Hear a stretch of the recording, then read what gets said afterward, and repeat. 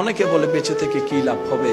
আইসিইউতে যারা আছে তারা ফরিয়াদের পর ফরিয়াদ করছে, আল্লাহ একবার সুস্থ করে ফিরিয়ে দাও, একবার সুস্থ জীবনে ফিরিয়ে দাও, একবার বাসায় যেতে দাও, একবার আমার সন্তানকে বুকে লাগাতে দাও, একবার আমার স্ত্রীকে দেখতে দাও, একবার আমার স্বামীকে দেখতে দাও, একবার আমার মা বাবার চেহারাকে মন ভরে দেখতে দাও। আল্লাহ একবার দয়া করো, একবার দয়া করো।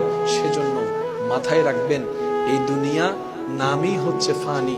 এটা সৃষ্টি হয়েছে শেষ হয়ে যাওয়ার জন্য, বিলীন হয়ে যাওয়ার জন্য।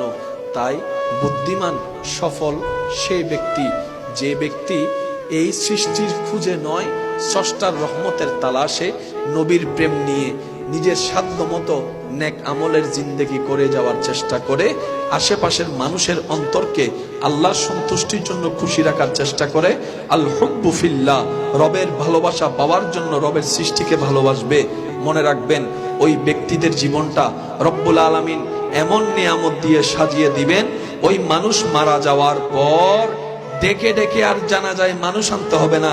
যারাই শুনবে নিজ দায়িত্বে কাজ ফেলে জানাজায় চলে যাবে দোয়া করার জন্য। সুবহান।